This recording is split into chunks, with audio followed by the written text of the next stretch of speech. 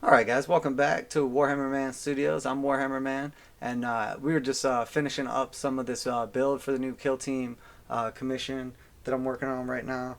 And we essentially have like the majority of it built. We were just kind of messing around with a little bit of like the kind of like interactivity between all this stuff that it gives you, and sort of like how cool it is, how many options there are to change it.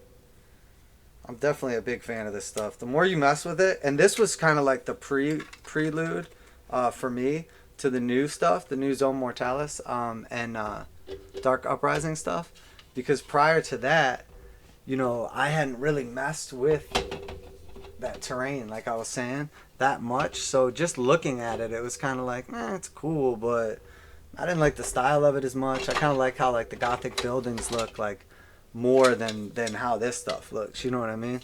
So that's why I was kind of like not that enticed by it initially, I guess you could say. But then after you kind of like mess around with it, and when I built that last Kill Team board and everything, I was like, whoa, this stuff is like legitimately like top notch.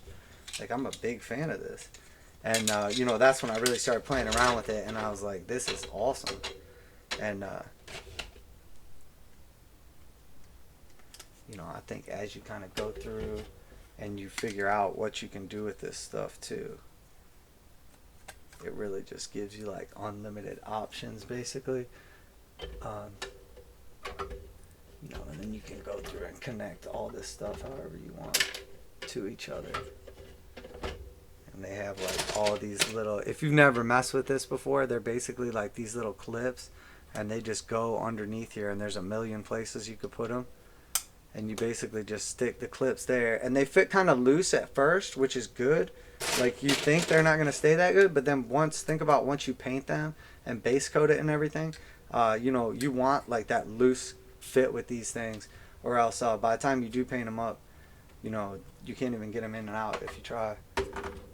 As where like with these, how they are now is perfect, and then you can get like the good fit later on, how they should, once everything's like painted up. There we go. Oh, fortunately it fell off after all that.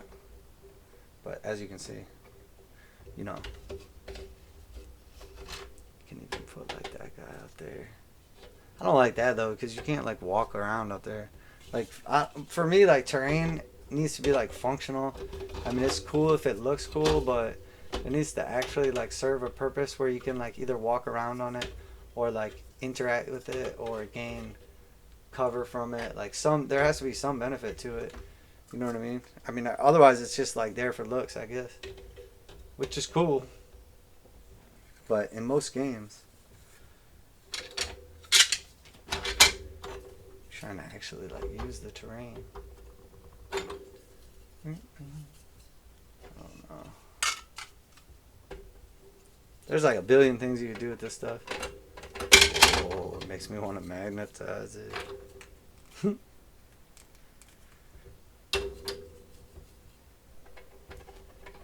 guess maybe go like diagonal. Something like that. Something like that.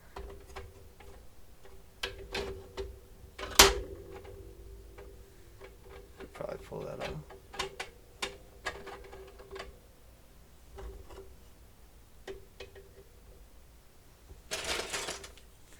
And I mean, I'm not gonna lie, the way the terrain has changed has really made the game so much more fun. Because it makes it just exponentially more like thematic when you can kind of like, build one of these amazing boards and then take pictures or film a battle report or whatever, and it's just like absolutely phenomenal. Final product when it's all said and done, super like visually appealing.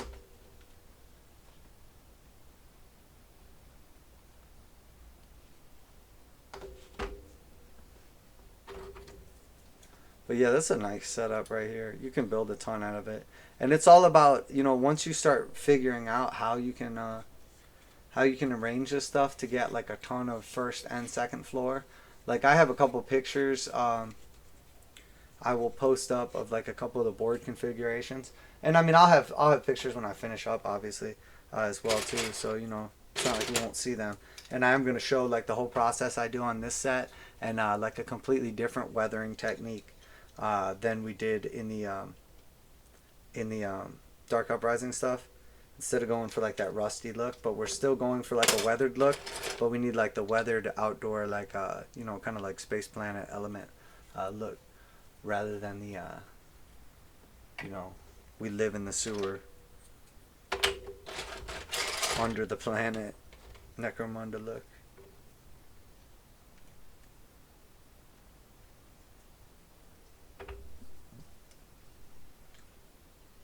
Definitely lots of little pieces with this though. You have like a whole little box of like all your little railing pieces and stuff, and then like all these little guys too, the little connective guys. There's lots of ways you can mess with them too. I don't, whenever I do a commission for somebody, I leave like everything I possibly can unglued. One, because it prevents damage during shipping. Like I won't glue like flight stands onto like inceptors or like, you know, the little backpack portion so the little wings don't break off and everything. And then, you know, you get it, it shows up, you know, it's painted and ready to go. You just drop like 2 little drips of glue. Nobody would ever see it, but then that's one less potential break, you know, on the stand, and then one on the backpack, like per guy. So in the end, it prevents so much unnecessary damage. And I also take like the extra time and really put like the time and effort into packaging, because when you ship models, I mean, look, I've had some boxes show up in rough shape for all different stuff, not just models. So don't think that they're like babying your package like they care what's inside. They get paid to get it from point A to point B, and if they damage it along the way, they will literally tell you, should have bought insurance. Like, that's crazy.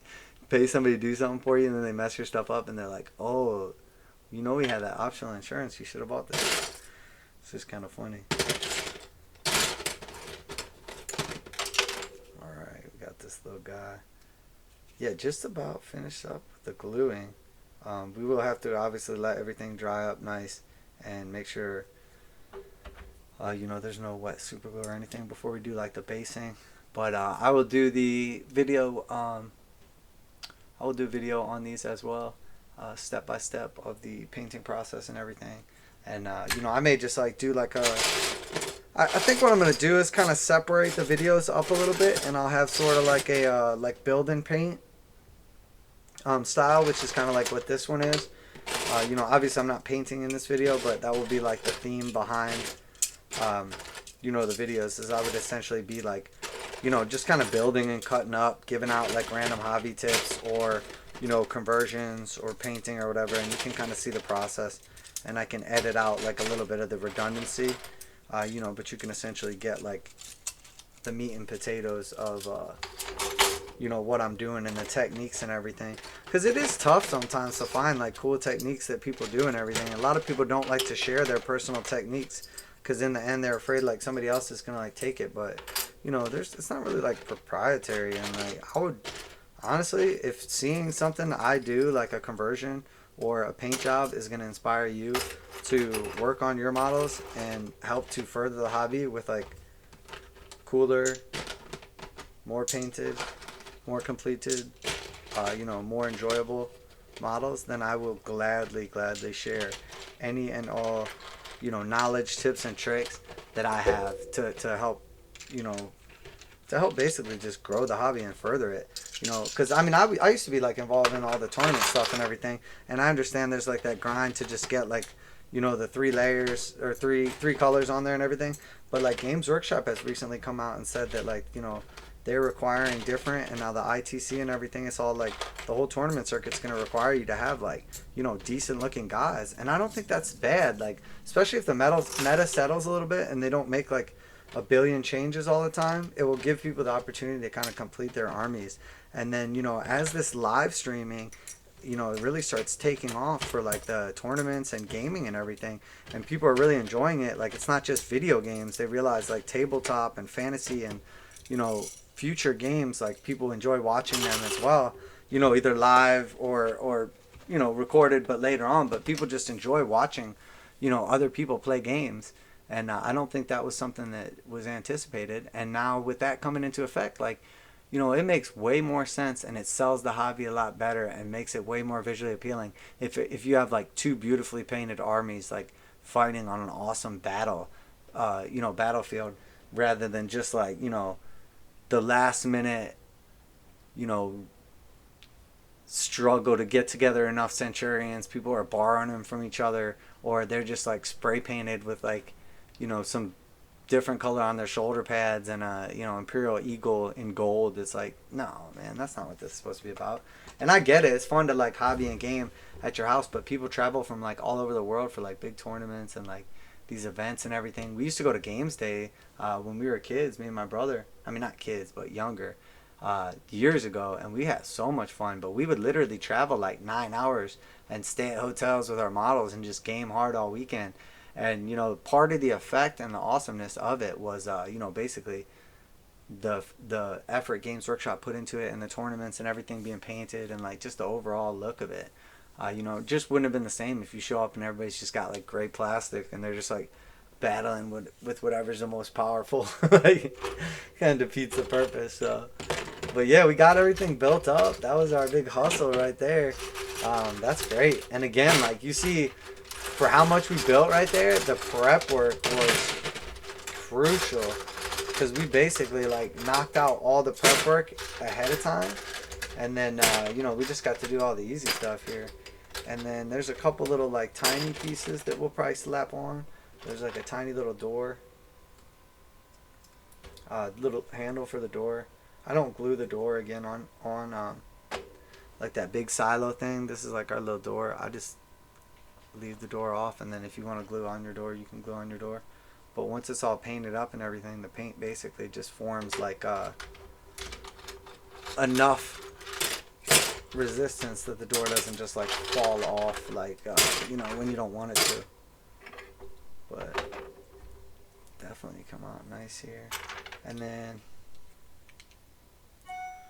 we will see. I'm not really gonna do these. There's so many options on what you can do and how you can do all this. I'm not sure which route I'm trying to go. Again, I will leave all this unglued for the client, because it is a commission, and let him glue whatever he wants to glue. That way, you know, it's all painted up and nice, and then he has the option for like things he wants to permanently fix. But then I have left for him essentially, like, you know, as much possible. But over time though, most people, honestly, I think, keep like a static board. So I think most people don't mind doing like a little more gluing. As where like me, I like to keep it, I like to mix it up. Keep them guessing, you know what I mean? But yeah, that come out really nice. Definitely did well time-wise there. And gonna get some paint on this probably today. I'm actually gonna be switching gears here in a minute. I have some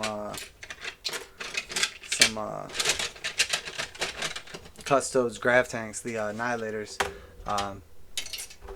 that I have been cleaning up. Some of those the Forge World Annihilator ones are awesome, and it's such a beautiful model. And sometimes it's hit or miss. Like, the actual models are great, but what you get in the mail is not always great.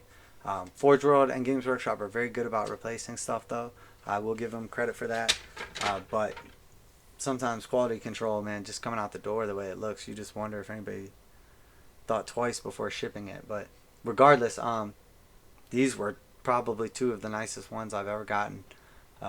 So definitely happy with them, and based them up, took my time cleaning them and everything, making sure everything fit perfectly, and got them gold now. They're just finishing up drying, so I'll be working on them a little bit later once everything's nice and dry and sets in, and gonna get those bad boys going here and get them out to my client before Christmas. He has a little tournament he's gonna be playing in, and it's just like a little expansion for us for the Custodes. So, well, there it is, guys.